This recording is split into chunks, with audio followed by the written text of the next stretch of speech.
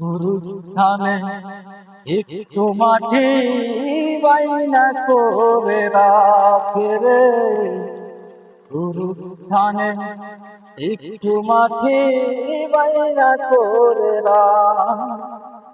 আতর গোলাপ সুরমা চন্দন দেহ নামের কাপন বন্দন।